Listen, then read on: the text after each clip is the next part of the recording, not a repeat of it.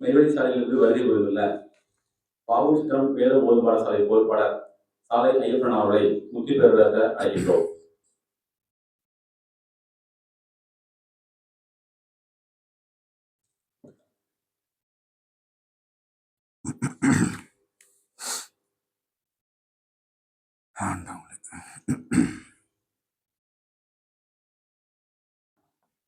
அந்த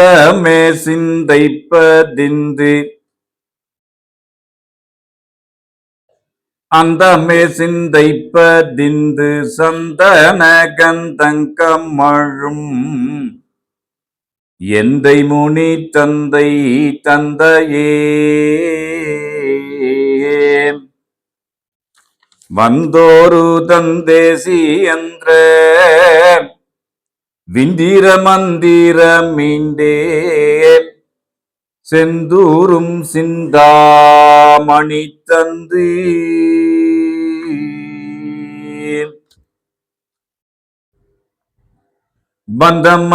பந்தமதறிந்தெறிந்து சந்ததமூரிந்தெழவும் சிந்தை சிந்தும் காணேறி ஏழும் வந்தது போதிந்து சீவ சந்திர வசந்த நிலை அந்த மாமுகந்தாதிராந்தம்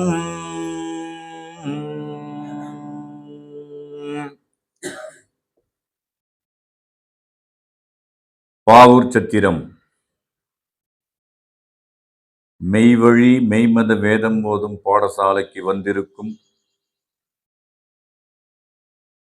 மெய்வழி குல மக்கள் எல்லோருக்கும் என்னுடைய அன்பான நமஸ்காரத்தை தெரிவித்துக் கொள்கிறேன். கடந்த காலங்களில் பேச நேரம் கிடைக்காது. இன்னைக்கு பேசுறதுக்கு நேரம் இருக்குது. இவர் திடீர்னு முடிச்சிட்டாரு. நான் சிக்னலே பண்ணல, அவர் பாட்டுக்கு முடிச்சிட்டாரு. ஏன்னா வரேன்னு சொன்னவர் வரல. அந்த நேரம் இப்போ மிச்சமாக இருக்குது. யாருக்கு? எனக்கு பேசுறதுக்கு. ஆனால் இங்கே வந்தவங்களுக்கு நேரம் நிஜமாகவே மிச்சமாக இருக்குது. காலையிலேருந்து இங்கே உட்காந்துருக்குறோம்ல, 10 மணி ஆரம்பம். கொஞ்சம் முன்ன பின்ன ஒரு 10 நிமிஷம் 20 நிமிஷம் போனாலும் பரவாயில்ல. அதையும் தெய்வம் மீட்டு கொடுத்துட்றாங்க. எதுக்காக மீட்டு கொடுக்குறாங்க? ஏன் மீட்டு கொடுக்குறாங்க? எப்படி மீட்டு கொடுக்குறாங்க? எப்படிங்க மீட்டு கொடுப்பாங்க? நீங்கள் கேட்கலாம்ல, கேட்கவே மாட்டேங்கிறீங்களே.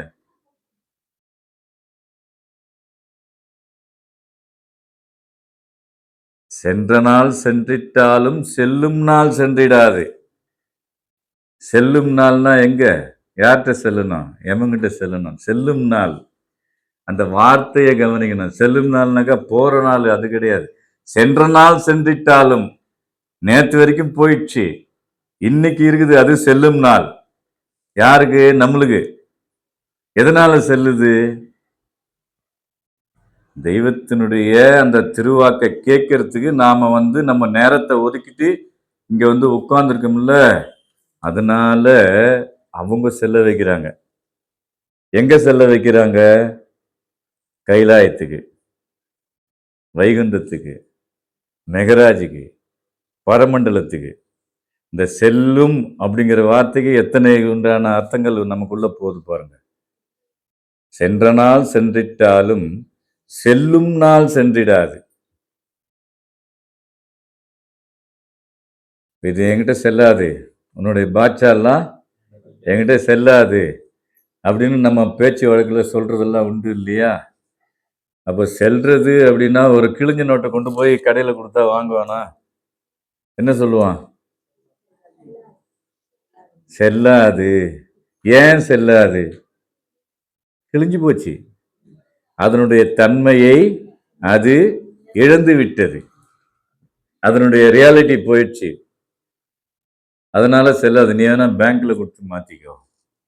அதுக்காச்சும் ஒரு பேங்க்னு ஒன்று இருக்குது, அங்கே கொண்டு போய் கொடுத்தாக்கா அந்த பணத்தை கொடுத்துட்றான். அரசாங்கம் அந்த ஒரு உதவியை வச்சிருக்குது. ஆனால் இங்கே கிழிஞ்சு போனா டங்கு வேற இறந்து போயிடுமே. யார் செல்ல வைக்கிறது? அதுக்கு தான் தெய்வம் சொல்றாங்க, சென்ற நாள் சென்றிட்டாலும் செல்லும் நாள் சென்றிடாது. நன்றுல நாளே இந்நாள் ஞான நாள் எனத் தேர்ந்துள்ளம். இன்னைக்கு என்ன நாள் நம்மளுக்கு? எதனால அது ஞான நாள்? எதனால ஞான நாள்? நம்ம அந்த மெய்வழி தெய்வத்தை பற்றி பேச, படிக்க, சிந்திக்க, அவருடைய பாடலை பற்றி கேட்க, அது என்ன பண்ணுது? நமக்குள்ள போய் எதை தூண்டுது? அமைதியா இருந்தா எப்படிங்க? பதில் சொல்லுங்க. மாசம் மாசம் நல்லா சாப்பிட்டு போறீங்க, கேட்டா சொல்ல மாட்டேன்னா அப்புறம் எப்படி வளரும்?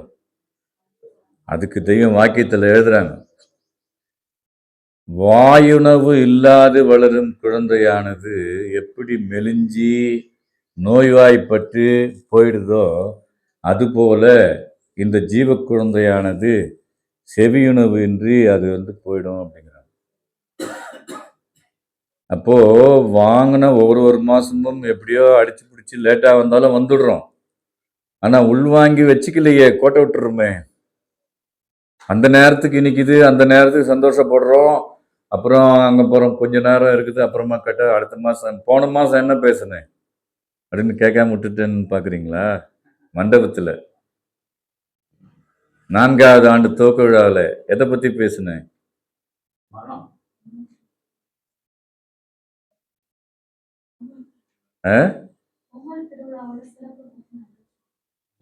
அதை பத்தி நான் பேசலையே. அது வீட்டில் பேசுனது, அதெல்லாம் எங்க பேசக்கூடாது. யூடியூப்ல வர்றதெல்லாம் கேட்கல, நான் நேர்முகத்துல பேசுறதுதான் கேட்கிறேன். மண்டபத்துல 4வது ஆண்டு துவக்க விழா வச்சோம் இல்லைங்களா? அப்போ நான் நிறைய அண்ணாங்க வந்தாங்க, அருமையா.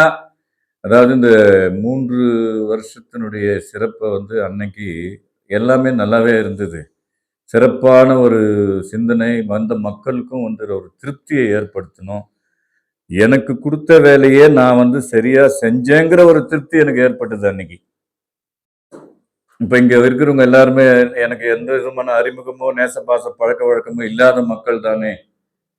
இப்ப மெய்வழி அப்படின்னு சொல்லும் போது எல்லாரும் நம்ம அண்ணான்னு சொல்ற அளவுக்கு இருக்குது இல்லையா? இது ஏற்படுத்தின பந்தம் எது ஏற்படுத்துச்சு? மெய்வழி அப்படிங்கிற அந்த எல்லை, அந்த எல்லையில் உட்கார்ந்திருக்கோம் நம்ம தெய்வமாகிய சாலை ஆண்டவர்கள். ஒன்றே குலம் ஒருவனே தேவன் நன்றே நினைமின் நமனில்லை என்ற கோட்பாட்டுக்குள்ள எல்லா ஜாதி மத மக்களையும் வேற்றுமையின்றி அந்த வேற்றுமையை கலைந்து ஒரு குலமாய் ஆக்கி வச்சிருக்காங்க. இது இந்த கலிகாலத்துல நடக்கக்கூடிய செயலா? எம் காலத்திலோ தெய்வம் என்று ஒன்று உண்டு என்று ஒத்துக்கொண்டார்கள். முன்வந்த செம்மல்களோட காலத்துல ஆண்டவங்க உத்தரவு பண்றாங்க. ஆனா எம் காலத்திலோ கடவுளா அது ஏது அப்படிங்கிற காட்டு மிராண்டித்தனமான வாழ்க்கை வாழற ஜனங்களுக்கு மத்தியில இந்த மெய்வழியை தெய்வம் உண்டு பண்ணி ஸ்தாபிச்சு நிலைநிறுத்தி வச்சிருக்காங்க. அப்போ அதுக்கு அவங்க என்ன பாடுபட்டு இருக்கணும்? யாருக்காக பாடுபட்டாங்க? இப்போ இன்னைக்கு புதுசா ஒருத்தர் வந்திருக்கிறாங்க, மெய்வழியெல்லாம் என்னவோ தெரியாது. தம்பி ஒரு வராரு, ஆரம்பத்துல இருந்து வந்துட்டு இருக்காரு, டிராவல் பண்றாரு. அதுக்கு முன்னாடியே சாலைகள்லாம் வந்துட்டுக்கிறாரு. இங்க மெய்வழி வர்றதுக்கு முன்னாடி இவர் சாலைக்கு வந்திருக்கிறார், மருதீஸ்வரன். அப்போ வற்றுமான்னு கேட்டாங்க, வாங்கன்னு சொன்னேன். ஒண்ணுமே நான் இதை பத்தி பேசல. இங்க பேசுறது கேட்டாலே ஓரளவுக்கு புரிஞ்சுக்குவாங்க, சிந்திக்கணும். இப்ப நாமெல்லாம் யாரு? உங்களை தான் கேட்குறேன். புதுசா வந்திருக்கீங்கல்ல, ஏன்னா இது உங்களுக்கு உண்டானது. ஒரு 10 நிமிஷம் இடையில பேச முடியாது, அப்புறம் எல்லாம் பசிப்பாடுக்கு வந்துடுவாங்க. ஒரு ட்ரெயினுக்கு லேட் ஆச்சுன்னு பிடிக்க ஓடணும்.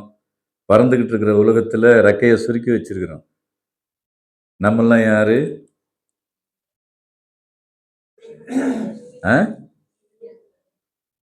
இன்னும் நீங்க நண்பராக ஆயிட்டீங்களா? இன்னைக்கு தானே வந்திருக்கிறீங்க. நீங்க புரிஞ்சுக்கிட்டீங்க. ஆனா சந்தோஷம்தான்.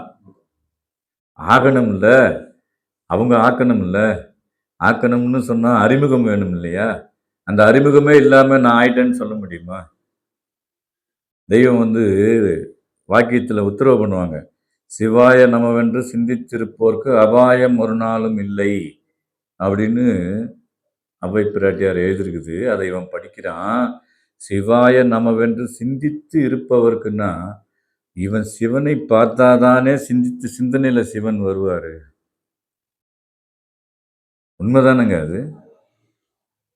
திருமணத்துக்கு முன்னாடியே வீட்டுக்காரரை நினைச்சு பார்க்க முடியுமா? திருமணத்துக்கு முன்னாடியே மனைவியை நினைச்சு பார்க்க முடியுமா? முடியாது. அது அந்த காலம்.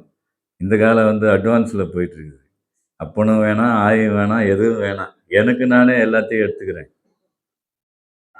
அப்படின்ற போற காலமாயிடுச்சு. அந்த மாதிரி ஒரு ஒரு கேவலம் கெட்ட காலத்திலிருந்து நம்மளை தெய்வம் மீட்டு எடுக்கிறாங்க. அந்த நேரிப்படி நட, என் கைவசமாயிரு, சிந்தை மகிழ்ந்து முறை நடந்தால் சிவனும் உனக்குள் வசமாமே.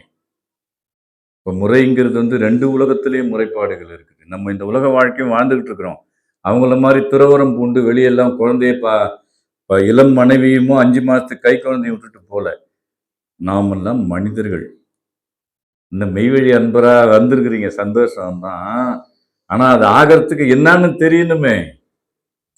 தெரிஞ்சாதானங்க சுவைக்க முடியும் இல்லையா?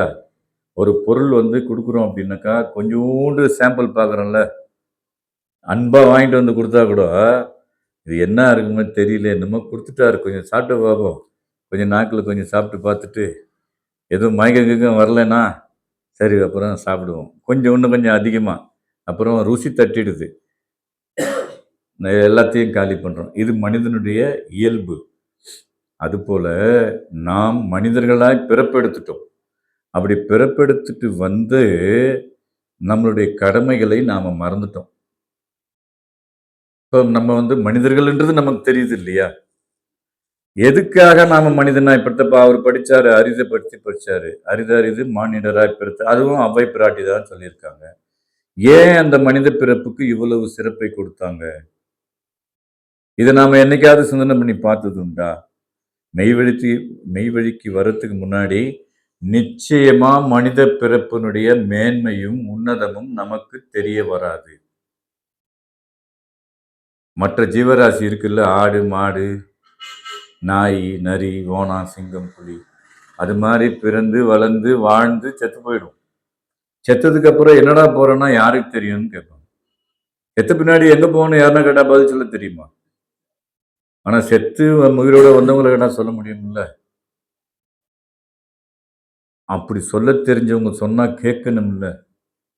கேட்கணுமா வேணாமா?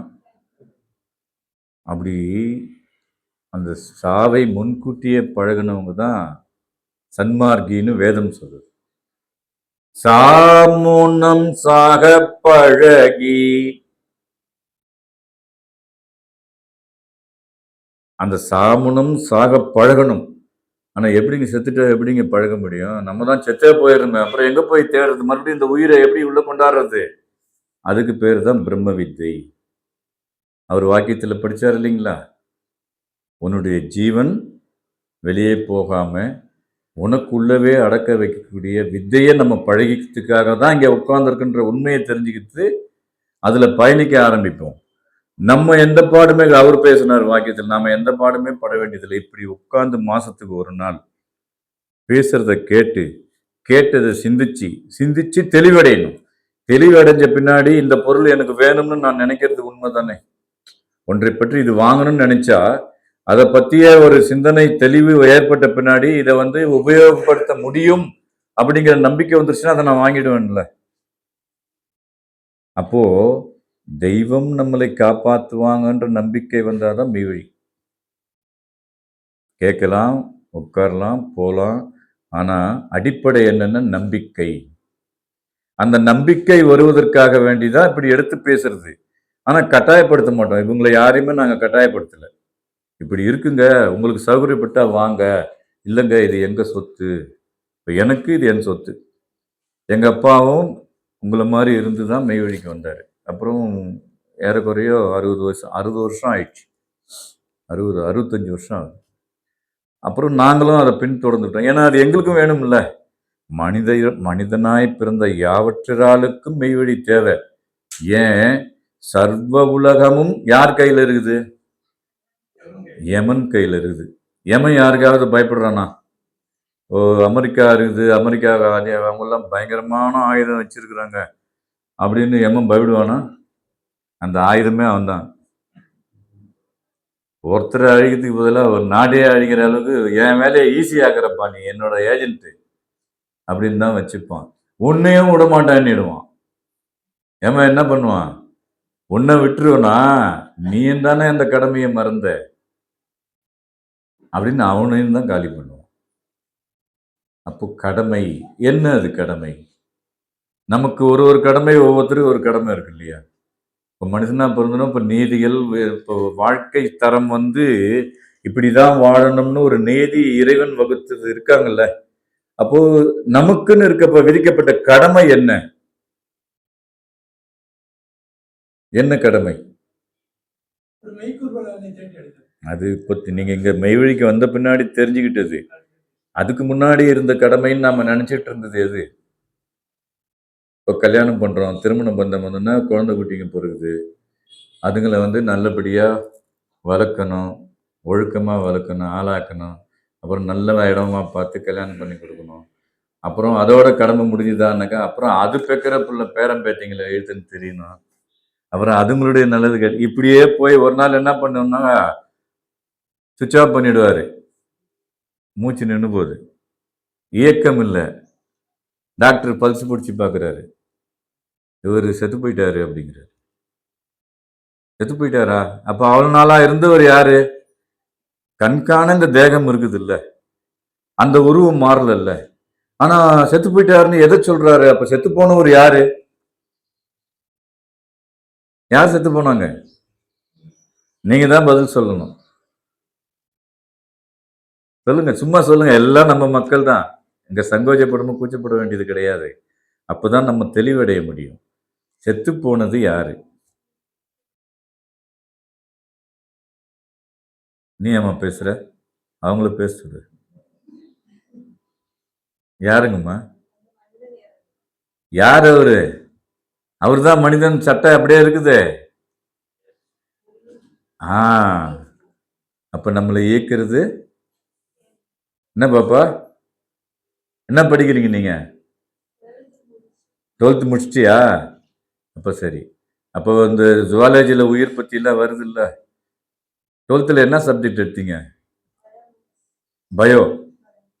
பயோல கூட வருமே, வருது இல்ல? உயிர் பத்தி வருதா? நுண்ணுயிர் அதுலயும் பார்த்தா. இது ஜுவாலஜின்னாச்சும் உயிரியல். உயிரியல் தானே ஜுவாலஜி. ஏம்பா ஜுவாலஜின்னா உயிரியல். பயோ இதுனாக்கா நுண்ணுயிர், மைக்ரோ. அப்போ உயிர்லயே நுண்ணுயிர் வேற இருக்குது. இவன் உயிரியல் படிக்கிறது என்னன்னா நம்ம உருவத்தை வச்சு படிச்சுக்கிட்டு இருக்கிறான். ஆனா பயோல தான் நிஜம் இருக்கு. நுண்ணுயிர், பாக்டீரியாஸ்ல இருந்து வைரஸ்ல இருந்து எல்லாமே அதுல வரும் இல்லையா? நம்ம தேகாதி அந்தம் பூரா அந்த பயோ இருக்குது.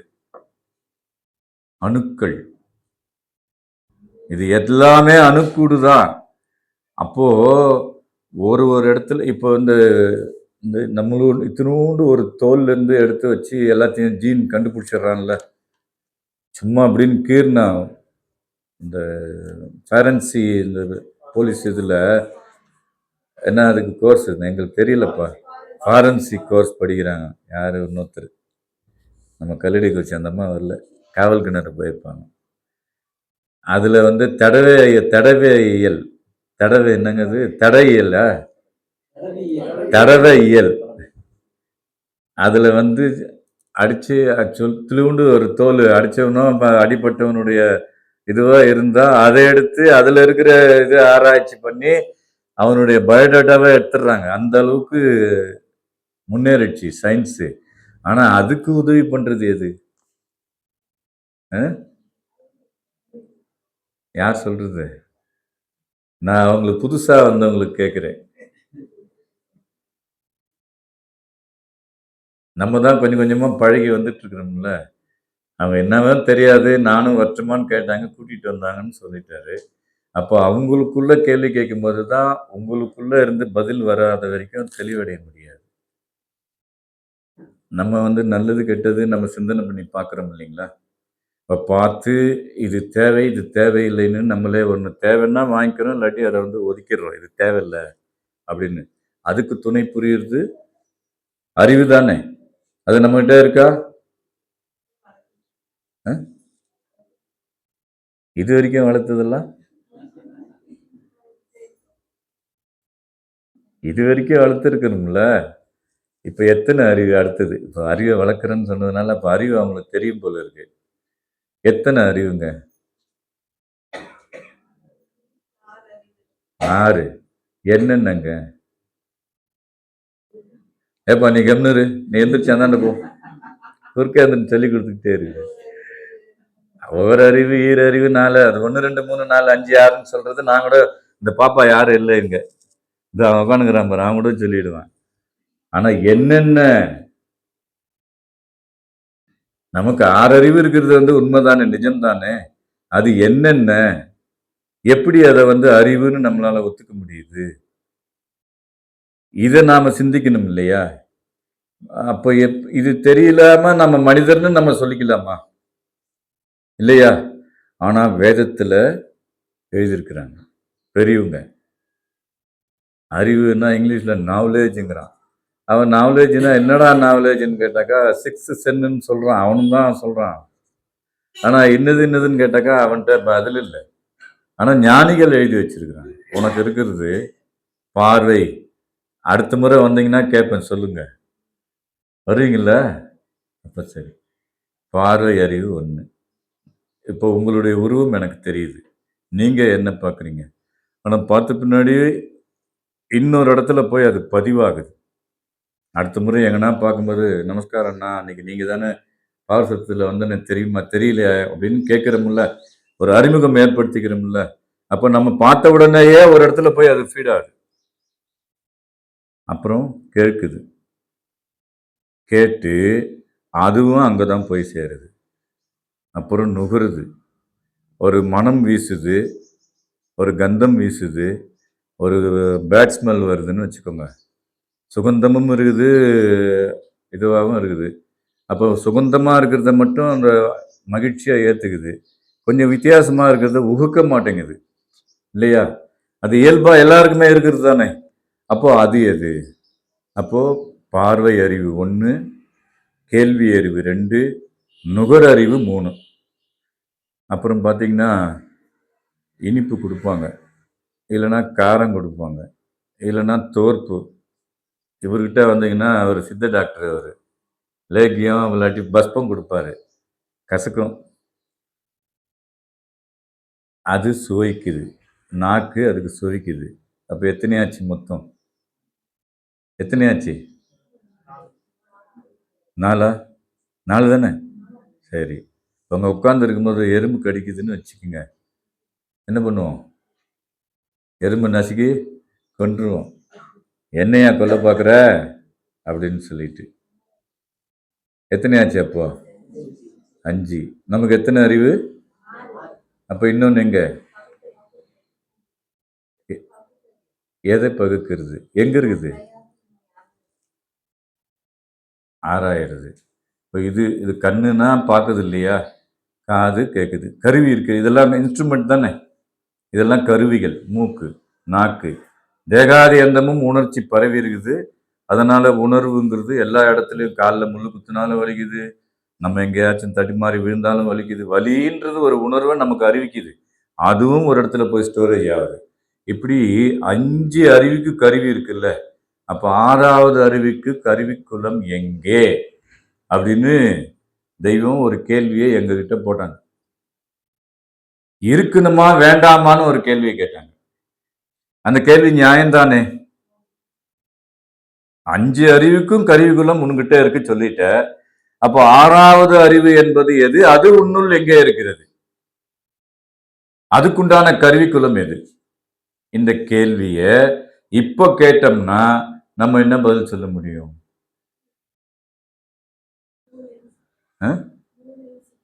மூளைய அப்படின்னு சொன்னா ஆப்ரேஷன் பண்ணி பார்த்தாக்கா அங்க வந்து சதைக்கட்டி தான் இருக்குது, அங்க அறிவு காணுமே. கொல கொல கொல நுங்கு மாதிரி இருக்குன்னாங்க. அப்படியாப்பா இருக்க? நுங்கு மாதிரியா இருக்க மூளை? ஆமா, நுங்கு மாதிரி இருக்குமா. அப்ப அதை வச்சுக்கிட்டு அதை அறிவுன்னு சொல்ல முடியுமா? அப்ப அறிவுங்கிறதுக்கு அப்ப ஏதோ ஒண்ணு இருக்குங்கிறத நம்ம புரிஞ்சுக்கிறோம் இல்லையா? அது எதுன்னு தேடுறதுதான் அறிவு. அதுக்கு ரூபம் கிடையாது. 6வது அறிவுக்கு ரூபம் கிடையாது. அது அரூப பொருள். அந்த அறிவு என்ன பண்ணுதுன்னா, நமக்கு அந்த அறிவை பத்தி பேசணுமேனு ஒரு ரூபம் தாங்கி வருது. நல்லா கவனிக்கணும் இந்த இடத்த. அறிவுக்கு ரூபம் கிடையாது. நம்ம கிட்ட அந்த அறிவை வச்சு படைச்சிட்டதுனால, அந்த அறிவு இன்னதுன்னு நமக்கு அறிவிக்கிறதுக்காக, அந்த அறிவே ஒரு சொரூபம் தாங்கி நம்ம இடையில வாழ்க்கை வாழுது. அவங்களுக்கு பேரு குரு. புரியுதுங்களா?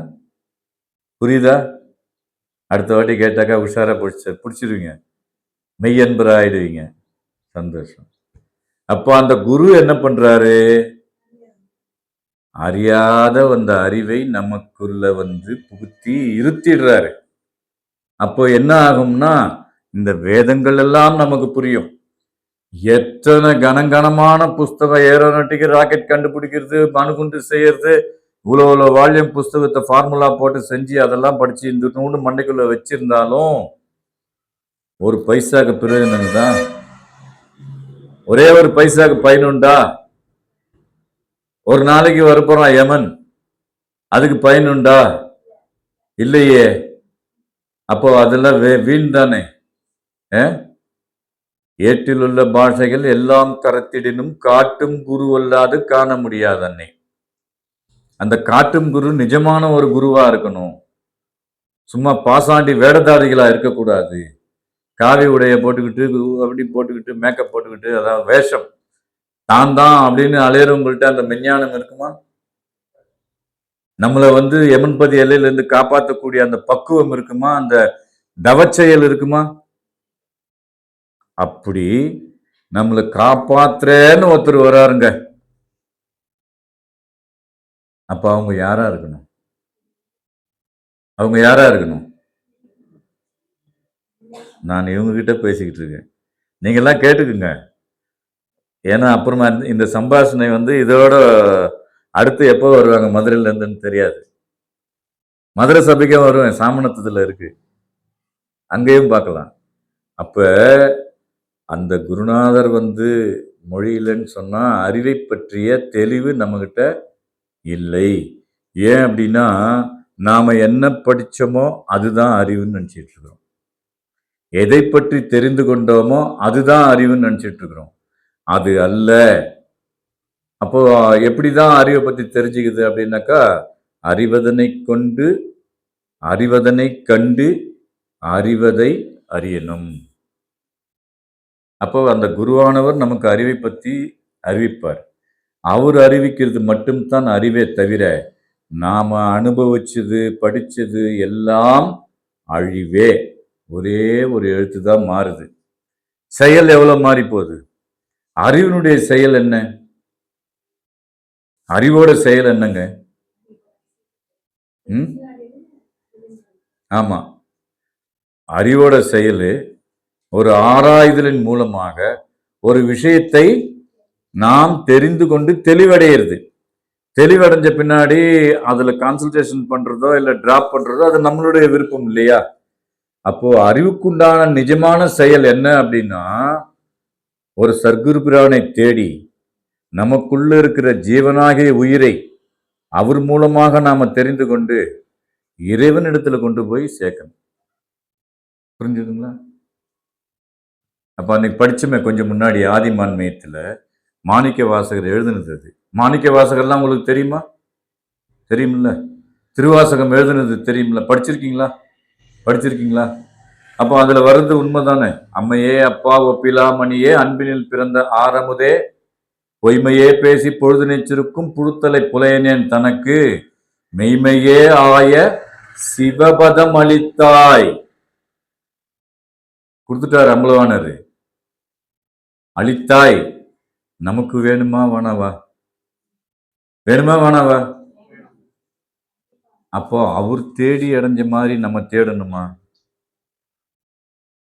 தேடணுமா? என்ன கஷ்டப்பட்டாரு? வைகை ஆத்துல உச்சி வெயில்ல சுடுமணல்ல நிக்க வச்சாரு. ஆனா சிவபெருமான் விட்டாரா? தண்ணியை கொண்டாந்து விட்டுட்டாரு. என் பக்தனையாடா நீ வந்து இப்ப இது பண்ற அப்படின்னு சொல்லி. அப்போ அவருக்கு சகாயம் பண்ண அந்த சிவபெருமான் நமக்கு பண்ண மாட்டாரா? அப்ப அவருக்கு தெரிஞ்சுக்கணும்ல. இப்ப இங்க வந்ததுனால நன்மையா தீமையாங்கிறது உங்களுக்கு தான் தெரியும். என்னமோ புள்ள கூப்பிட்டுச்சு வரேன், எங்கடா போற மாசம் மாசம்னு கேட்டீங்களா? நானும் வரேன்னு சொன்னீங்களா? நான் எதுவுமே பேசலைங்கன்னா நேற்று சொன்னாரு. எதுவும் பேச வேணாம், தெய்வம் பேசுவாங்க. இப்போ நான் பேசுறது கூட என்னுடைய பராக்கிரமத்தினாலே நான் படிச்சது இல்ல. அவங்க எங்களுக்கு பேசுனது தான் நாங்க உங்களுக்கு பேசுறோம். இதே தான் அடுத்தடுத்து வர்றது. ஆனா அடையக்கூடிய லாபம் இருக்குல்ல, அது எக்கோடி காலத்திலும் நிலைத்தது. சொர்க்கம், சிவபதம் என்பது சொர்க்கம் தானே. அதிலேயே அந்த பக்கம் பாடிச்சும் போது பெரியோர்களும் மகான்களும் வைகுந்தம், கைலாயம், வைகுந்தம், மெகராஜ், பரமண்டலம், அங்கிருந்த அதிமகோணத நிலைக்கு மயில் வாசி என்னும் அன்னம், மயில் புறா வாசி என்னும் சவாரி கொண்டு மக்களும் சுருதிகளும் பேசிக் கொள்கிறார்களே, அது நிஜம்தான். என்ன சொன்னாங்க? நிஜம்தான். அப்ப நிஜம்தான்னு சொல்றதுக்கு ஒருத்தர் இந்த உலகத்தில் இருக்காங்களா? காமிக்க முடியுமா? இது எப்போவாவது உங்களால நினைச்சு பார்க்க முடிஞ்சதா? அப்போ நமக்குள்ள இருக்கிறது தானே, உயிர் நமக்குள்ள இருக்குது, சிவனை பற்றிய சிந்தனை நமக்குள்ள இருக்குது. ஆனா சிவன் யாருன்னு தெரியலையே. தெரியாமலேயே எப்படி அவங்கள்ட்ட போய் உதவி தேட முடியும்? தெரியாமலே இருந்துட்டா தெரியாமலே உயிர் தானே திரும்பிடுமோ? தெரியாமலே செத்தால் உயிர் தானே திரும்பிடுமோ? தெரிஞ்சு செத்தா திரும்பிக்கலாம். அதுதான் சாவரும் முன் சாவ பழகிறது. தன்னுடைய குருபிரான் கிட்ட போய் அவங்க சரணாகதி அடைஞ்சாங்கல்ல, அது மாதிரி நாம சரணாகதி அடைஞ்சிடணும். அதுதான் சாகிறது. நமக்குன்னு தனித்த சிந்தனை கிடையாது, நம்மளுடைய செயல்னு ஒன்றும் கிடையாது. எல்லாம் எம்மை ஆண்டு கொண்ட குருபிரானுடைய செயல். அவங்க நமக்கு என்ன வழி வகுக்கிறார்களோ அந்த வழியின்படி நாம் நடக்க கடமைப்பட்டுள்ளோம். அவங்களுடைய செயல்பாட்டை மீறினா கண்டிப்பா நரகம் நமக்கு சித்திக்குங்கிற அச்சப்பாட்டோட வாழப்பழகிறது. இதை சொல்லி கொடுக்கறதுக்கு உலகத்துல இடம் இல்லை, ஆளுங்களும் இல்லை. ஆனா இன்னைக்கு இது கிடைக்குங்கிற நம்பிக்கை உங்களுக்கு வருதா? ஆனா அடுத்து அடுத்து வரணும். அது காலம்தான் பதில் சொல்லும். அது அவங்கவுங்களுடைய சூழ்நிலையை பொறுத்து இருக்கு. ஆனா துணிந்தவர்களுக்கே தவிர உலகத்தை பார்த்தோம்னா கிடைக்காது. எது வருணும் வருக, எது செல்கினும் செல்க. இந்த நிஜநிதி புதுவாழ்வு நமக்கு வேண்டும். இன்று நீங்கள் புதிதாய் பிறந்தீர்கள். கோயிலுக்கு போயிருக்கீங்கல்ல, பக்தியில வணங்கியிருக்கீங்கல்ல, என்ன வணங்குவீங்க, என்ன கேட்பீங்க சாமி கிட்ட போய்? சும்மா சொல்லுங்க, கேட்கிறாப்புல சொல்லுங்க.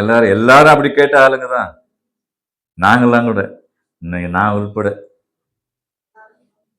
நல்லா இருக்கணும். என்ன நல்லா இருக்கணும்? எது நல்லா இருக்கணும்? என்னங்க? நான் நல்லா இருக்கணும், பிள்ளைங்கெல்லாம் நல்லா இருக்கணும், நம்மளை சுற்றி இருக்கிறவங்களாம் நல்லா இருக்கணும், வீட்டுக்காரர் நல்லா இருக்கணும், இப்படி வேண்டிக்கிறோமா? நான் நல்லா இருக்கணும்னா நல்லா இருக்கணுமா? நானே நல்லா இல்லை. நம்மளே அந்த கடவுள் ஒண்ணுமே பண்ணலைங்க. என்னைக்காச்சும் என்னப்பா இத்தனை தாட்டி வந்து வந்து கேட்குறியே, நான் வா உனக்கு செய்கிறேன்னு ஒரு நாளாச்சும் அந்த கடவுள் வந்துச்சா? இல்லையே. எதுக்கு எடுத்து வச்சாங்கன்னா, கடவுள் என்று ஒன்று உண்டு என்பதை மக்கள் மனிதனுடைய நினைவில் புகுத்துறதுக்காக வேண்டி பெரியவங்க எடுத்து வச்சாங்க. அதுவே கடவுள்னு நம்பினா, நிஜமா உனக்குள்ள இருக்கிற ஜீவனாகிய சிவன் உன்னை விட்டு ஒரு நாள் பறந்து போயிடுச்சுன்னா யார்கிட்ட போய் அழ முடியும்? யார்கிட்ட போய் அழ முடியும்? அப்போ அதுக்கு கிடைக்கக்கூடிய இடத்துக்கு போயிட்டோம்னா தப்பிச்சுக்கலாம்ல. வெயில் வருதுன்னா ஒரு மரத்து நிழல போய் தேடுறோம், இல்லைன்னா கொடையை பிடிச்சிக்கிறோம். மழை வருதுன்னாக்கா எங்கேயாச்சும் ஒரு மரவான இடத்துல கொடை கூட எடுத்துட்டு போல, உடனே என்ன பண்றோம்? ஒரு ஷெட்டுக்குள்ள போய் ஒதுங்கிக்கிறோம். இருட்டு வரப்போகுதுன்னா லைட்டு தேடுறோம், டார்ச் லைட். இப்போ மொபைல்லே வந்துருச்சு, ஆல் இன் ஒன். அழிக்கிறதுக்கும் இருக்குது, ஆக்கிறதுக்கும் இருக்குது, எல்லாத்துக்கும் அதில் வச்சுட்டாங்க. மனிதன் செஞ்சு வச்சுட்டான் அறிவை கொண்டு. இருட்டு வரப்போகுதுன்னு விளக்கு. இப்போ காலங்கள் மாறப்போகுது. இப்போ பனிக்காலம் முடிய போகுது, வெயில் காலம் வரப்போகுது. பனிக்காலம் வந்த உடனே போர்வையை தேடுறோம். தேடணுமா இல்லையா? இழுத்து போத்திக்கிட்டு தூங்குறோம், முகத்தையெல்லாம் மூடிக்கிட்டு. இப்போ இதெல்லாம் நம்ம தேடுறதுக்கு உண்டான சொல்லிக் கொடுக்குறது எது? அறிவு தானே. அப்போ மரணம்னு ஒன்று வருது இல்லையா? அதுக்கு என்ன தேடணும்? அதுக்காக வேண்டி நம்ம என்ன தேடணும்? எத்தனை கோடி கொடுத்தா எமனுக்கு லஞ்சம் கொடுத்தாக்கா அவன் விட்டுருவானாங்க? எமனுக்கு லஞ்சம் கொடுக்க முடியுமா? இந்த பொருளுக்கெல்லாம் மசிவானா? அப்ப சிவனுக்கு கொடுக்க முடியுமா? முடியாது. ஆனா அவர் ஏங்கன்னா வந்துருவார். இரக்க குணம் உடையவர். சிவன் ரொம்ப இரக்க குணம் உடையவர். ஐயோ தெய்வ சிவபெருமானே என்னை காப்பாது. ஆனா யாருன்னு தெரியணுமே. தெரிஞ்சாதானே அவர் இறங்குவாரு. தெரியாமலே போய் வழிபடுறதுனால ஏதாவது ஒரு பலன் இருக்கா? அப்போ சிந்தை மகிழ்ந்து முறை நடந்தால் சிவனும் உனக்குள் வசமாமே. அவங்க நமக்குள்ள வசமாகிட்ட பின்னாடி நம்ம சிவனை நம்ம ஆட்டோமேட்டிக்கா நமக்கு நேர்முக தரிசனைக்கு வந்துருவாரு. இப்ப நீங்க மதுரையிலிருந்து வந்தீங்க இல்லையா? இப்ப உங்க வீட்டை நினைச்சு பார்த்தா உங்க வீட்டை நீங்க பாக்குறீங்களா இல்லையா? இப்போ இந்த செகண்ட் தெரியுதா? கலர் தெரியுது, கேட்டு தெரியுது, கார் தெரியுது, எல்லாம் தெரியுது இல்ல? நீங்க என்னென்ன பயன்படுத்திட்டு வந்தீங்களோ அதெல்லாம் உங்களுக்குள்ள தெரியுது இல்ல? அப்ப வெளியில பார்த்த பார்வையினால பார்த்ததெல்லாம் உள்ள தெரியுது. உள்ள பார்க்க தெரிஞ்சிட்டா உள்ள இருக்கிறவர் தெரியவாரா தெரிய மாட்டாரா? தெரியவாரா தெரிய மாட்டாராங்க? அப்போ நம்மளுடைய பார்வையை உள்ளுக்குள் திருப்புறதுக்கு உண்டான ஒரு குரு வாய்ச்சிட்டாருன்னா இது சாத்தியம், சத்தியம். அப்படி ஒருத்தர் எங்களுக்கு எல்லாம் கிடைச்சிட்டார். யாருக்கு? எங்களுக்கு. உங்களுக்கு கிடைக்கிறதுக்கு கொடுக்கறதுக்கு அவர் காத்துக்கிட்டு இருக்கிறாரு. ஆனா புரிஞ்சு தெளிஞ்சு வேணும்னு விருப்பப்பட்டு வரணும். ஆனா அவங்க தேடி வந்துதான் கொடுக்குறாங்க. இது நினைச்சு பின்னாடி சீர்தூக்கி பார்த்தீங்கன்னா தான் நீங்க ஏன் அங்க இருந்து இங்க வந்தீங்க, எதுக்காக அக்கா வீட்டில் தங்கணும், ஏன் மருதுகிட்ட போய் கேட்கணும், ஏன் அங்கே கொண்டு போய் எங்கேயோ ஒரு வீட்டுக்குள்ள உட்கார வச்சுட்டாப்புல 2.5 மணி நேரம் இருந்தாலும் போட்டு வறுத்து எடுத்துட்டாப்புல சாலை ஐயப்பன். கேள்வி மேல கேள்வி, அத்தனை கேள்வியும் எனக்கு தெரியாது.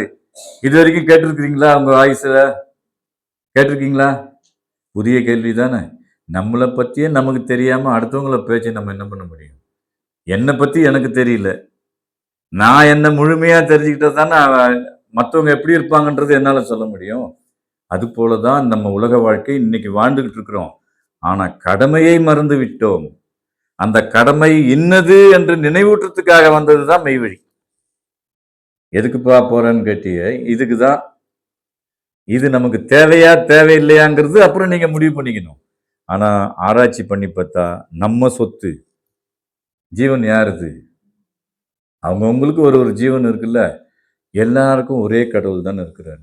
சிவன் என்ன பெற்ற ஒரே ஒருத்தர் தானே இருக்கிறாரு. அவருக்கு 1000 நாமம் வச்சு கூப்பிட்டுக்கலாங்க. விஷ்ணுன்னு கூப்பிடலாம், அல்லான்னு கூப்பிடலாம், கர்த்தர்னு கூப்பிடலாம், எது வேணாலும் கூப்பிட்டுக்கலாம். அந்த பரமாத்ம சொரூபம் ஒன்றுதான்.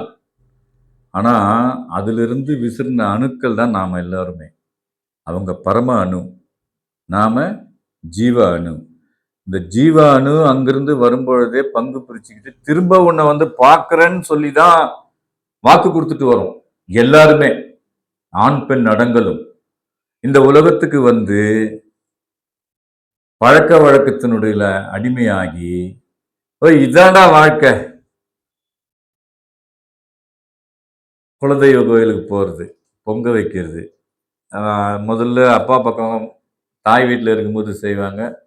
அப்புறமா கணவர் வீட்டுக்கு போன பின்னாடி அவங்க என்ன குலதெய்வமோ அதான் அந்த அம்மா குலதெய்வம் ஆயிடுவாங்க. அந்த ஐதீகத்தை கடைப்பிடிக்க ஆரம்பிப்பாங்க.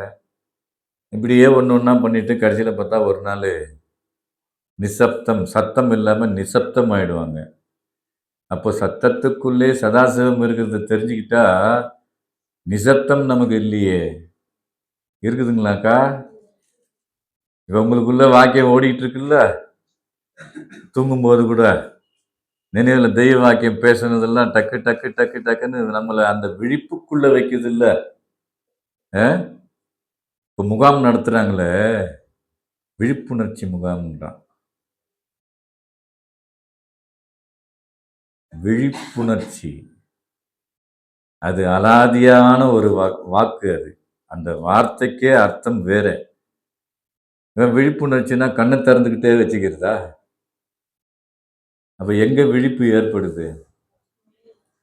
எங்க ஏற்படுது? நினைவுல ஏற்படுது. அப்ப அந்த நினைவுல ஏற்படுத்துறதுக்கு தேகத்திலிருந்து செயல் போனாதான் நடக்கும். அடுத்து அந்த நினைவு உத்தரவு படும்போது தேகம் செயல்படும். நெய்க்கு தொன்னையா, தொன்னைக்கு நெய்யா. ஆதாரம் எதுக்கு எது? இது இல்லைன்னா உள்ள ஜீவன் இருக்காது, ஜீவன் இல்லைன்னா இதுக்கு வேலை கிடையாது. அப்ப எதை காப்பாத்திக்கணும்? ஜீவனையும் காப்பாத்திக்கணும், தேகத்தையும் காப்பாத்திக்கணும். ஜீவனை காப்பாத்திட்டு அந்த தேகம் அழியாது. கான்செப்ட் என்னன்னு கேட்டீங்கன்னா, ஜீவனை நம்ம காப்பாத்திக்கிட்டோம்னா இந்த தேகமும் அழியாது.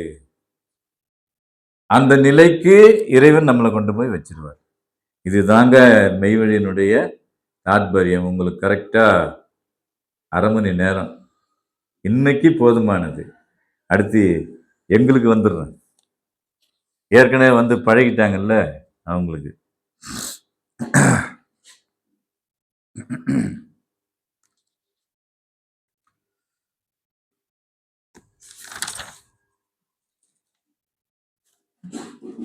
இந்த பிறப்பு அப்படின்னு நம்ம எடுத்துக்கிறோம்ல, எத்தனை பிறப்புங்க? என்னங்க? 7ஆ? என்னங்கம்மா எத்தனை பிறப்பு? 7ஆ? நிச்சயமாவா? இந்த மாதிரி சொல்லிட்டோம். அவங்க 7ஆ? அவங்க விஜயாக்கா எத்தனை பிறப்பு மனிதனுக்கு? 7 பிறப்புன்னு சொல்றத கேள்விப்பட்டிருக்கிறோம்ல. அப்போ என்னங்கக்கா? சரஸ்வதி அக்கா தானே வந்திருக்கிறீங்க? ஓ, உங்க பேர் தான் திரும்ப 50 பேர் தான் சரஸ்வதியா? மாற்றி சொல்ல. அக்கா வரலையோ? அப்படியா? ஏன்னா 2 பேரும் ஒன்னா வருவீங்களே. ஓகே. நமக்கு எத்தனை பிறப்புங்கக்கா? 7 பிறப்பு. எப்படி பிறப்போம்? அதை பிறப்பு என்பது அதனுடைய தாற்பயம் என்ன? ஒரு பிறப்பு எடுக்கணும்னா எப்படி பிறப்பாங்க? சிருஷ்டினுடைய ரகசியத்துல 7 வகையான தோற்றங்கள் இருக்குது, 4 வகை யோனிகள் இருக்குது. 4 வகையான இதுல வந்து பிறப்பெடுக்கிறோம். என்னென்ன? புழுக்கம், வித்து, அண்டம், சினை. இந்த 4 வகையில தான் இவ்வளோ பெரிய உலகத்துல இருக்கிற அத்தனை ஜீவராசிகளும் படையுண்ண பெற்றிருக்குது. அப்ப நாமெல்லாம் எதுல வந்தோம்? மனிதர்கள் சினை என்ன பெற்ற யோனியின் வழியாகத்தான் பிறப்பு வந்தோம். யானையில இருந்து மனிதன் வரைக்கும் எல்லாமே சினை. நாம எந்த வகையை சார்ந்தவங்க? மன்னர் வகைராவா? பாலூட்டிகள். விலங்கினம்ங்கிறது அது இது அக்ரினியா இருக்குது இல்ல, பாலூட்டி வகையை சேர்ந்தவர்கள். ஏன் அப்படின்னா எல்லா இந்த விலங்கினங்கள் எல்லாமே வந்து எந்த மிருகமா இருக்கட்டும் பாலூட்டுது. நாய், சிங்கம், புலி, கரடி, இந்த விலங்குன்னு எடுத்துக்கிறது. அதுல காட்டு விலங்குகள் இருக்குது, வீட்டு விலங்குகள் இருக்குது. ஆனா அத்தனையும் வந்து என்ன பண்ணுதுன்னா பாலூட்டுது. பாலூட்டிகள் தான் மனிதனும் வரான். தெய்வம் உத்தரவு பண்ணுவாங்க. நம்ம அறிவுக்கு எவ்வளோ ஷார்ப்பா வந்து தெய்வம் கொடுக்குறாங்க பாருங்க. எந்த ஒரு ஜீவராசியும் தன் தாய் எடுத்து பால் ஊற்றுறதே கிடையாது. அதுவா குட்டி போட்டு வந்த உடனேயே அதுவா போய் பால் குடிச்சிக்குது. ஆனா மனிதன் கத்துவான், தாய் தான் எடுத்து பால் ஊட்டணும். இது எல்லாருக்கும் அனுபவம் தானே, தாய்களுக்கெல்லாம். ஏன்னு நமக்கு ஏதாவது சிந்தனை ஒரு நாளாவது வந்துச்சா? அப்போ ஊட்டுனா இவன் சாப்பிடுவான். நீதி என்னன்னா, இவனுக்கு தனக்குன்னு எதுக்குமே செஞ்சுக்க தெரியாது, பழக்கி தரணும், ஊட்டி விடணும். அப்ப வாய்க்கு உணவு அம்மா ஊட்டிடுறாங்க, செவிக்கு உணவு யார் ஊட்டுறது? ஆசான் ஒருவரே ஊட்ட முடியும். அது ஒன்றே செவியுணவு, மற்றதெல்லாம் வயிற்றுணவு தான். அது படிக்கிறதெல்லாம் வயிற்று பாட்டுக்கு தானே படிக்கிறோம். படிச்சு உத்தியோகத்துக்கு போகணும், பணம் சம்பாதிக்கணும், லக்ஸரியா வாழணும், இப்படி பாடுபடுறது தானே இருக்குதே தவிர, அறிவார்த்தமான அறிவை கொண்டு அறிவை கண்டு சிவனை அடையணுங்கிறதுக்காக யாராவது படிக்கிறாங்கன்னு சொன்னா நிச்சயமா கிடையாது. ஆனா அதுக்கான ஒரு கல்வி இங்க இருக்கு.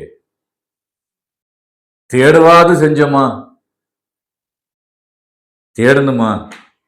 என்னடா அப்படி இருக்கு, நம்ம எல்லாம் மனுஷன் பிறந்தா வந்தா, நம்ம தாத்தா போட்டோம்லாம் தான், அவங்களாம் செத்து போயிட்டாங்களே, நமக்கும் அடுத்து வருமே, என்னைக்காவது நம்ம சிந்தனையில வந்துச்சா? கூட்டம் இருந்தா, பாட்டா இருந்தா, முப்பாட்டா இருந்தா, பார்த்தா ஒருவர்னா அவங்களெல்லாம் நமக்கு ஞாபகத்தில் கூட இல்லையே, தெரியலையே நமக்கு யாருன்னே, நம்மளுடைய ஜெனரேஷன் யாருன்னு நமக்கு தெரியலையே. ஆனா மாணிக்க வாசகர் கேட்டா தெரியும்னு சொல்றோம், வள்ளல் பிரான் கேட்டா தெரியும்னு சொல்றோம், திருவள்ளுவர் 2000 வருஷத்துக்கு முன்னாடி பிறந்தாரு, அவரை தெரியும்னு சொல்றோம், ஸல்லல்லாஹு நாயகம் அவர்களை கேட்டா அவரை எனக்கு தெரியும்னு சொல்றோம், ஜீசஸ் கிறிஸ்ட பார்த்தாக்கா தெரியும்னு சொல்றோம். எதனால? எதனால? அவர்கள் இயற்றிய வேதங்கள் நிஜமா நம்மளை வழி நடத்துது. வழி நடத்துது. எப்படி நடத்துதுன்னா, நான் இதை அடைந்தேன், நீயும் அடையலாம், இன்னார் இன்ன தேதிக்கு இங்க வருவாங்க, போங்க. தீர்க்க தரிசனம் சொல்லுது. இப்ப காலையில படிச்சது சொரஷ்டிர நாயகம், சௌராஷ்டிரால இருந்து வந்தவருடைய தீர்க்க தரிசனம் தான் படிச்சாங்க. கடைசி கலியுகத்துல இந்த உலகம் அழிக்கப்படுறதுக்கு முன்னாடி உங்களை எல்லாம் யுகவித்துக்களாக ஆக்கிறதுக்காக வேண்டி மெய்வெளிச்சாலைக்கு ஆண்டவர்கள் என்ற திருநாமத்தின் பேர்ல ஒரு அவதார புருஷர் வருவார். அவரை நீங்கள் போய் சரணடைந்தீர்களேயானால் அந்த மரணமில்லா பெருவாழ்வை உங்களுக்கு அவர் இனாமாக அளிப்பார். அதை நீங்கள் தெரிந்து கொண்டு அறிந்து கொண்டு அவருடைய பாத தாமரைகளில் பரிபூர்ண சரணாகதி அடைந்தீர்களேயானால் இது சித்திக்கும் அப்படின்னு வழிகாமிச்சு விட்டாங்க. அவ்வளவுதான் அவங்களால செய்ய முடியும். அதுக்குண்டான பட்டதாரிக்கு அவங்க வாங்கின பட்டம் அவ்வளவுதான். ஒட்டுமொத்தமா பிஹெச்டி டாக்டரேட் வாங்கணுங்க, எல்லாமே பண்ணலாம்ல. பிஹெச்டி பண்றவங்க இந்த மெடிக்கல்ல எம்டி முடிச்சிட்டாக்கா எல்லாமே பண்ணலாம் இல்லைங்களா? ஒருத்தர் பேர் பின்னாடி நிறைய பட்டம் இருக்குது, எம்எஸ், எம்டி, அது இது இதுன்னு. அப்போ அவர் ஆல்ரவுண்டர், மெடிக்கல் இதுல அவர் ஆல்ரவுண்டரா இருக்கிறார் இல்லையா? எல்லாம் பண்ண முடியும் அவரால். அப்படி சகல பட்டமும் வாங்கின ஒரு திருமேனி நம்மளோட உறவாடி வாழ்ந்தது, ஆட்கொண்டாங்க. அந்த சிவனே உருவெடுத்து வந்தார். நமக்கு தான் அவங்கள அடையாளம் காண தெரியல, நம்மெல்லாம் கொஞ்சம் பின்னாடி வந்துட்டோம். அதனால அவரை காணக்கூடிய பாக்கியம் இல்லைன்னு நம்ம நினைக்கிறோம். ஆனா அப்படி அல்ல. அவங்க நாத வடிவில் இருக்கிறார்கள், ஒளி வடிவில் இருக்கிறார்கள். முன்வந்த வேத செம்மல்கள் எழுதிய வேதம் இருக்குல்ல, அது வழிதான் காமிக்கும். ஆனா மெய்வழி வேதம் இருக்குல்ல, செயலை கொடுக்கும். அப்ப செயலை கொடுக்கறதுக்குண்டான தகுதியுமும் ஆக்ஞனையும் அவங்கள்ட்ட இருக்கு, வல்லபம் இருக்கு. ஏன்?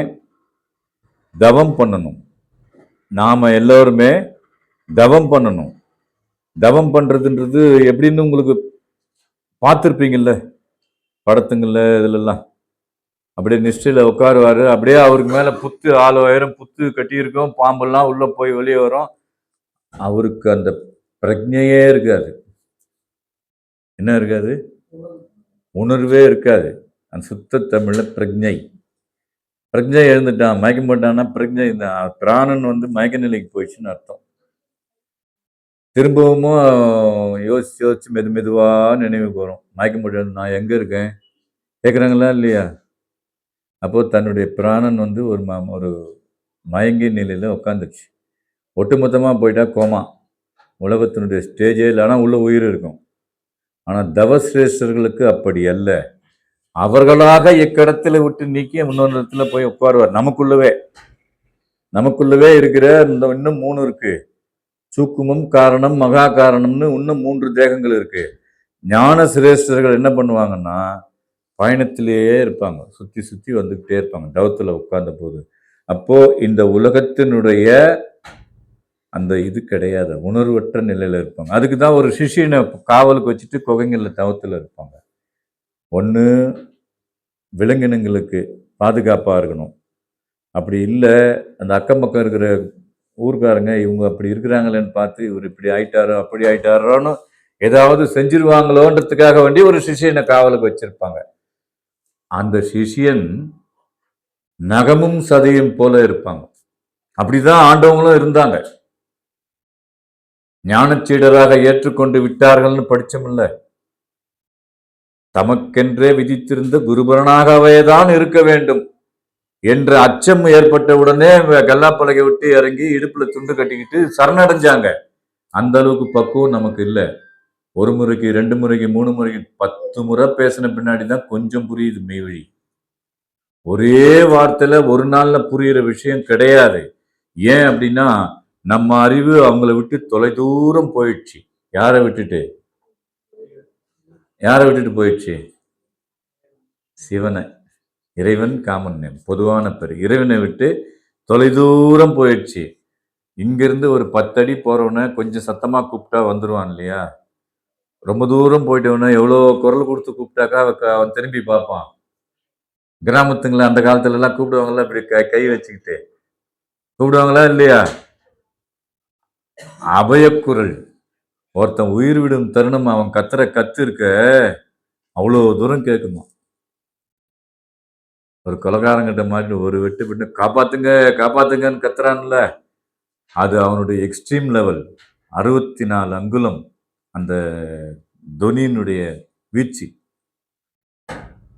ஸ்வரத்துல 7 கட்டம் இருக்குது, உச்சஸ்தாதியில பாடுறதெல்லாம். இவன் அதுக்கு மேல கத்துவான், ஜீவனுடைய முழுசும் போட்டு கத்துவான்.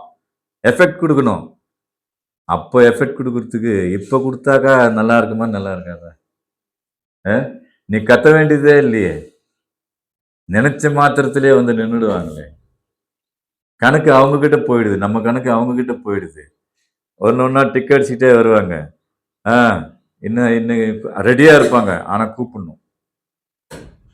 அவங்க ரெடியா இருப்பாங்க, நம்ம கூப்பிடணும். அப்ப எப்பவுமே கூப்பிட்டே பழகிட்டா சிந்தனை கூப்பிட்டுட்டே தானே இருக்கும். அழைத்திடும் குரலுக்கு வருவேன் என்றான் கீதையிலே. யார் சொன்னது? கண்ணன். பதிலே பேச மாட்டேங்கிறீங்களேங்க, என்னங்க உங்களுக்காக தான் பேசிக்கிட்டு இருக்கேன். அது மருதீஸ்வரர் சொல்ற, எங்க சித்தி தங்கமான சித்தி, எனக்கு அப்படி ஒரு சித்தியை பார்க்க முடியாதுன்னா அப்படிங்கிறாரு. ரொம்ப சந்தோஷம். சரி, இதுதாங்க மெய்வழி. அடுத்து நம்ம ஒன்றும் 1 மணிக்கா 1:15 முடிச்சிடலாமா? எனக்கு கந்தசாமி என்ன ட்ரெயினில் வந்துக்கிறாரு.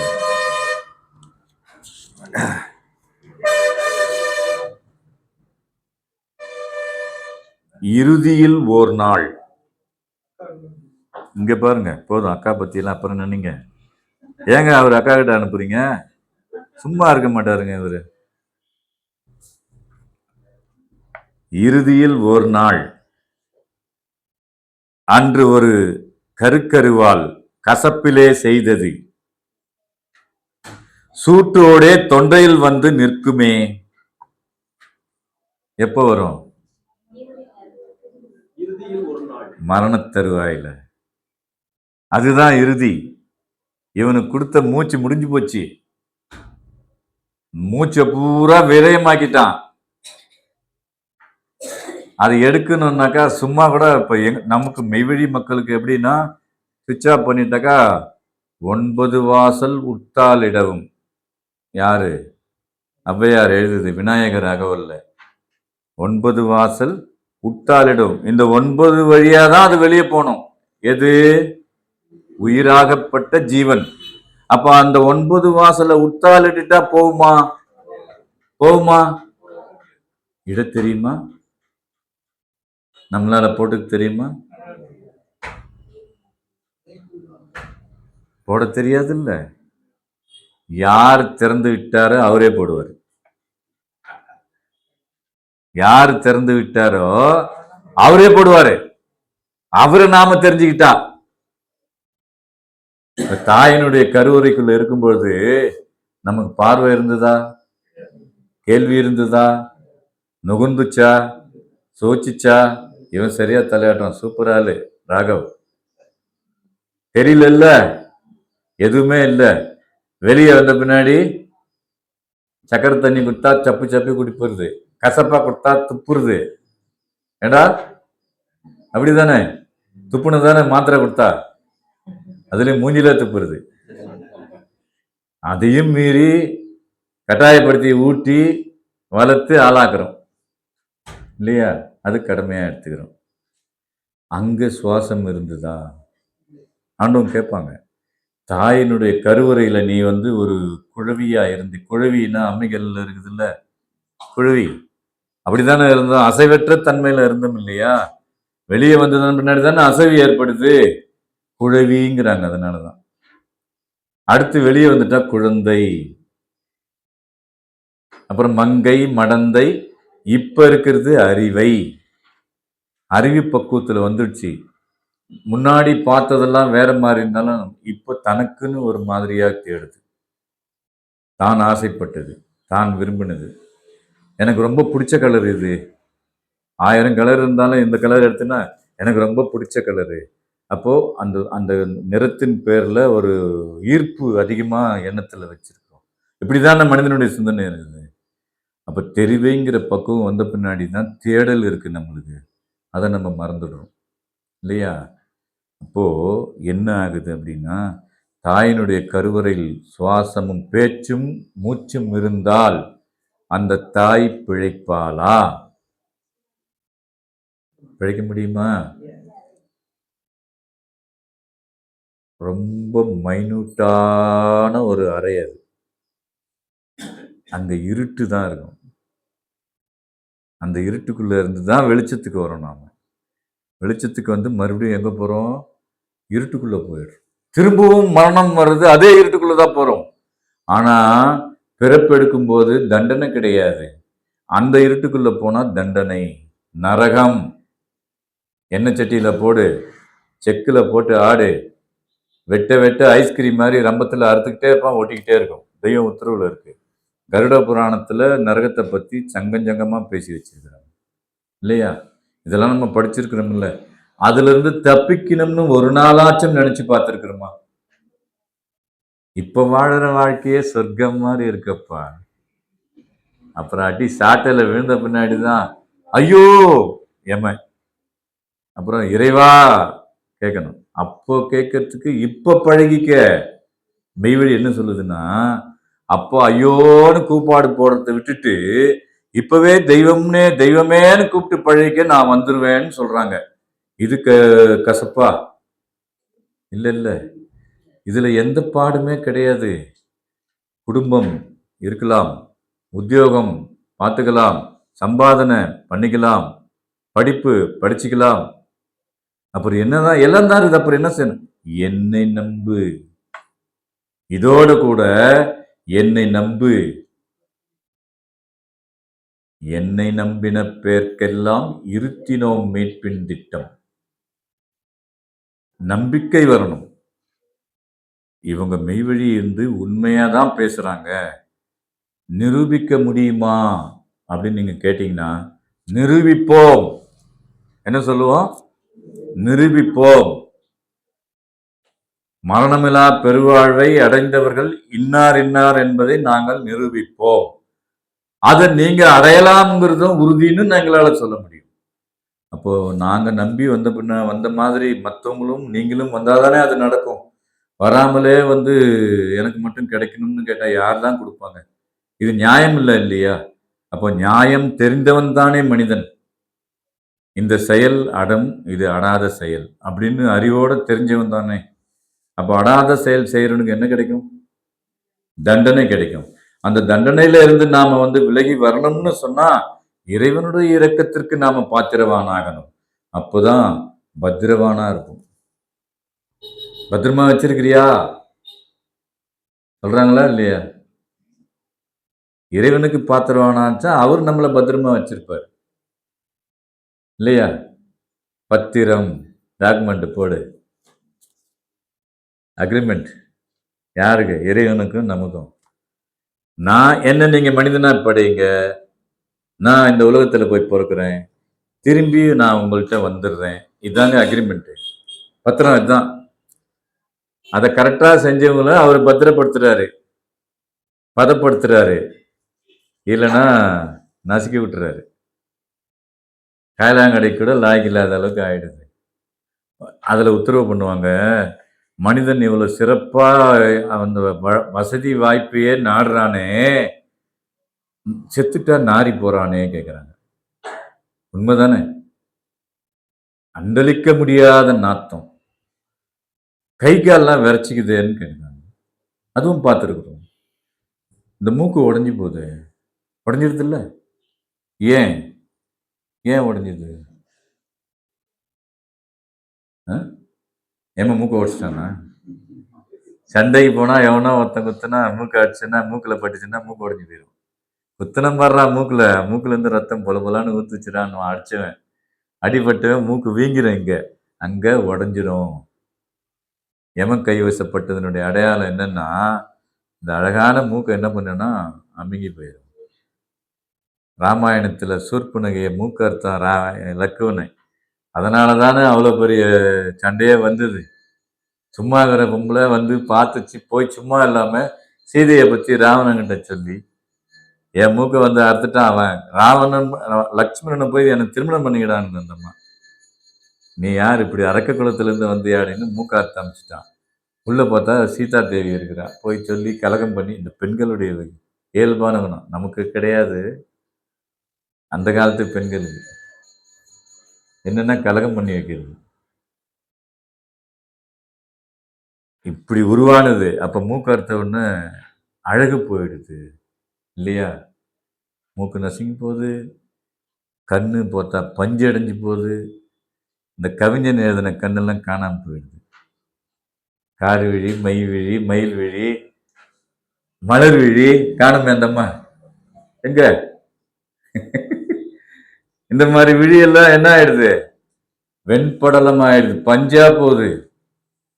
ஒரு பாட்டு கூட வருமே, ஊரார் சுடும் முன்னே உற்றார் அழுமுன்னே செவி அடைய முன்னே கண் பஞ்சடைய முன்னே குற்றாலத்தானே நினைன்னு ஒரு பாட்டு எழுதி வச்சிருக்கிற. இன்னொரு முறை அது பாருங்க வச்சுங்கிறாரு கொடுக்க. காலன் வரும் முன்னே கண் பஞ்சடையும் முன்னே. ஊத்துனா போதா? பால் ஊத்துனா இங்கெல்ல வழியுது. இப்போ இங்க தீர்த்தம் கொடுத்ததெல்லாம் பார்த்துருக்குறீங்கல்ல? அடக்கம் பார்த்தவங்க எத்தனை பேர் இருக்கீங்க இங்க? இல்லை, இப்போ புதுசாக வந்தவங்க சில பேர். இன்னும் நீங்கள் பார்த்தீங்களா? அன்னைக்கு அங்கே பார்த்தீங்கல்ல? அப்போ தீர்த்தம் கொடுத்ததெல்லாம் போச்சு இல்லை? இந்த செயல் உலகத்தில் எங்கேயாவது நடக்குமா? அதிசயம் தானே. ஒரு இறந்து போன பிணம் தண்ணி குடிக்குமா? அப்ப அங்க குடிக்குது, இங்க மெய்வழியில குடிக்குது. சொல்லுங்க.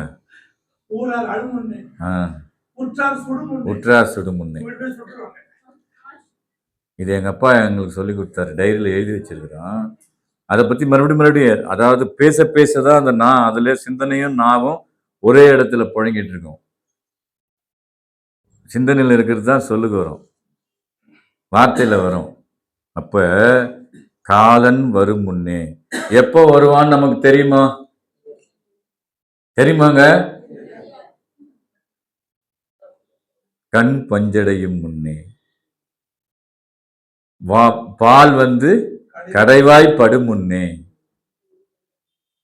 ஊரார் அழுமுன்னே, உற்றார் சிடு முன்னே. அவனுக்கு வேலை என்ன? நம்மளை விட்டு இவன் செத்து தொலைஞ்சிட்டான், எங்க வச்சிருந்தா நம்மளையும் கெடுத்து தொலைச்சிருவான், கொண்டு போய் எரிச்சிரு, பஸ்பமாயி சாம்பல் ஆயிடுவான் அவன். அதோட அவனுடைய சங்காநாத்தம் எல்லாம் முடிஞ்சிடும். கொண்டு போய் கடல்ல கரை, ஏன்னா கடல்ல உப்பு ஜாஸ்தி இருக்குது, அத்தனையும் கிரகிச்சு பஸ்பமாகிடவும். அது கடல் உப்பு, அதுக்கு அவ்வளோ சக்தி இருக்குது. தோஷத்தை நீக்கிற சக்தி உப்புக்கு இருக்குது இல்லை. வீட்டில் கூட ஜெயிச்சதில்லை, அங்கே முந்த மூலையில் வைங்கிறான், என் பையன் அப்படி தான் வச்சுன்னு இருக்கிறான். இந்த மூலையில் ஒரு உப்பு கொடுவ, அந்த மூலையில் டேய் நம்ம எந்த காணுமென் திசையும் முகமேனு தெய்வத்துக்கிட்ட இருந்தது இல்லைப்பா. உலகத்தில் நம்ம வாழ்ந்துட்டு இருக்கிறோம்ல, அதுக்காக சரி அவனுடைய நினைவை கெடுக்கூடாது, என்னமோ பண்ணிட்டு போன்னு விட்டாச்சு. அப்போ பஸ்பமாக்கி போய் கங்கையில் கரடான்ட்டான். இங்கெல்லாம் கரைச்சுன்னா மறுபடியும் ஃபேக்டரியா வந்துடும். அவனை போய் உப்புல போட்டேன்னு வச்சுக்கோ, அந்த உப்பு அவனை தின்னு காலி பண்ணிடும். என்ன ஒரு சயின்ஸ் பாருங்க, முன்னோர்கள் எடுத்து வச்சது. எரிச்சிட்டு சொல்லிட்டாங்க, எரிச்ச பஸ்பத்தை கொண்டு போய் கடலை கொண்டு போய் கரடா எங்க பாட்டிய. அப்படி சொன்னாதான் இவன் போவான். ராமேஸ்வரம் மாவட்டம் கடலை எங்க போனாலும் கடலை போய் கரைக்கிறது புண்ணியம்னு சொன்னாதான் போவோம். உனக்கு நல்லா உங்க அம்மா ஆசீர்வாதம் பண்ணுவான், உங்க அப்பா ஆசீர்வாதம் பண்ணுவாங்க அப்படின்னு சொன்ன உடனே சொம்புல தூக்கிட்டு ஓடுறான். ஆமா, பானை வெங்கலத்தினத்துன்னு போவாங்க. இது நம்ம முன்னோர்கள் எப்படி எடுத்து வச்சிருக்கிறாங்க பாருங்க. அதுல இருக்கிற பாக்டீரியாஸ் மக்களை கெடுத்துடக்கூடாது. ஏன்னா நல்லவன் இருப்பான், மெய்யை பத்தி தெரிஞ்சுக்கணும்னு அவங்களும் போயிடக்கூடாது இல்ல, அவனுக்காக எடுத்து வைக்கப்படுது. புரிஞ்சுதுங்களா? இதெல்லாம் தெரிஞ்சு அறிஞ்சு சிந்திச்சு இந்த மெய்வழிக்குள்ள நீங்க தொடர்ந்து பயணம் பண்ணீங்கன்னா, அவங்க சொன்னாங்கல்ல, தண்ணி தீர்த்தம் கொடுக்குறாங்க ஆலயத்துல, கோயில் இருக்கு, வாங்க ஒரு நாளைக்கு அழைச்சிட்டு வாங்க. தீர்த்தத்துல கொடுத்தா கட கட கடன்னு உள்ள போகும். உற்றார் அழுமுன்னே, ஊரார் அழுமுன்னே, உற்றார் சுடுமுன்னே, குற்றாலத்தானை நினை. நம்மால் தான் குற்றாலத்தீஸ்வரன். நம்ம குற்றத்தை எல்லாம் ஆள்றவர் அவரு. குற்றாலத்தினக்கா ஏதோ நினைச்சிட்டு இருக்காதீங்க. நம்ம மெய்வழிக்கு வரத்துக்கு முன்னாடி எத்தனை குற்றங்கள் பண்ணியிருப்போம். அறிந்து செய்கின்ற பாவங்களை தொட்டும், அறியாமல் செய்த பாவங்களை தொட்டும், வெளிச்சமாய் செய்த பாவங்களை தொட்டும், அடக்கமாய் செய்த பாவங்களை தொட்டும், எல்லா பெரிய பாவங்களையும் எல்லா சிறிய பாவங்களையும் பொறுத்து காத்து ரட்சிக்க வேண்டும் ஆண்டவரேன்னு பாவ மன்னிப்புல கேட்க போறோம். வைகாசி மாசம் பாவத்துல இத்தனை வகை இருக்கு. அப்ப குற்றம் தானே அது. பாவம் என்பது குற்றத்தால் விளைவு தானே. அந்த குற்றம் பண்ணவன கூட ஆள்றாரு அந்த குற்றாலீஸ்வரர். அதுக்கு மருந்து கொடுக்குறாரு மருதீஸ்வரன். அங்க இருக்கிறாரு வைத்தீஸ்வரன், தையல் நாயகி வைத்தீஸ்வரன் இருக்கிறாங்க. இப்படி ஒரு செயலுக்கு உடைய ஒரு சிவனா அவர் பரிணாமம் இருக்கிறார தவிர ஒரே இறைவன் தான், ஏக இறைவன் தான். அவர் கொடுக்குற மருந்து இந்த மருந்து தான். இதுக்குள்ளதான் ஜீவன் உள்ள நுழையுது. ஒருத்தன் பேசுறான், ஆவி போக பேசினானேன்னு சொல்றது உண்டு இல்லையா? மைக்க பிடிச்சிட்டு அவரை விட்டேனா பார் அப்படின்னு இங்க விட்டுருவாரு, மூச்சு போயிடும். ஆனா இது அப்படி அல்ல, சேமிக்கப்படும். நமக்கு இந்த 3 மணி நேரம் மிச்சப்படும். 3 மடங்கு திருப்பி கொடுப்பாங்க தெய்வம். சென்ற நாள் சென்றிட்டாலும் மறுபடியும் அங்க போறேன், செல்லும் நாள் சென்றிடாது. யமன் பதியில கண்டிப்பா வந்து தொட வருவான். அப்ப தெய்வம், ஏய் தொடாத என் புள்ள, மெய்வழி அன்பர் ஆயாச்சு இல்லையா, அதனால தொடக்கூடாது. மெய்யன்பர்கள். அழகா வார்த்தை சொல்றீங்களே, எங்கன்னா கேள்விப்பட்டீங்களா? ஏன்னா எத்தனையோ சொல்லலாம். மெய் அன்பர், மெய்வழி அன்பர்கள் சொன்னது பிடிச்சிருந்தது, பரவாயில்ல. அவங்க உத்தரவுக்கு வரமாட்டான், அப்போ அவங்க வாக்கு அங்கே செல்லுபடி ஆகிறது. நாம செல்ல வைக்கணும், நமக்குள்ள செல்ல வச்சா அது அங்க சொல்லும் செல்லும். இத்தனை விஷயங்களை உள்ளடக்கியவன் தான் மனிதன். அதை விட்டுட்டு தள்ளுப்பட்ட கடையினை போல விருதாவாக சுற்றி வந்து கொண்டிருக்கிறான்னு வாக்கியத்தில் திட்டுறாங்க நம்மளை உரிமையோட. நீ வாடா, என்னடா அப்படி பண்ணிக்கிட்டு இருக்கேன்னு ஒரு பிள்ளையில நம்ம திட்டுறோம்ல, அது போல தெய்வம் நம்மளை திட்டுறாங்க. சொந்தமதாக்கி சுத்த சமரசம் தனிலே ஏற்ற சிந்துமா நெடுங்கூந்தன்னல் திருப்புத்தூர் வந்தரம். பிரச்சாரம் பண்ணாங்க. ஊர் ஊரா போய் பிரச்சாரம் பண்ணாங்க. திருமேனி தாங்கி வந்தது அந்த சிவம். நம்முடைய ஊனக்கண்களுக்கு அது தெரியல. இப்போ அவங்க நாத வடிவாக, ஒளி வடிவாக நம்முள் வியாபித்து கொண்டிருக்கிறார்கள். உங்ககிட்ட இருக்கிறாங்க, என்கிட்ட இருக்கிறாங்க, எல்லார் உள்ளத்திலே இருக்கிறாங்க.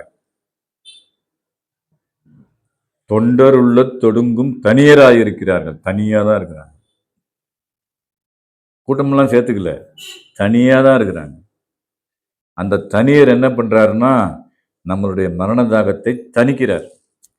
இதுக்கு தலை கொடுத்து நிற்போம் என்று கூறி நம் தெய்வமர்களின் பாதார விந்தங்களிலே பரிபூரண சரணாகதி அடைந்து அவர்கள் அளக்க நிற்கும் நிஜநிதி புதுவாழ்விலே மனங்கூடி சேர்ந்து பொல்லா பிறப்பினை ஒழித்து நாம் பெருவாழ்வு வாழ்வோமாக என்று கூறி என்னுடைய முத்திப்பேரரை மீண்டும் தொடரும். அனைவருக்கும் நமஸ்காரம், நமஸ்காரம், நமஸ்காரம்.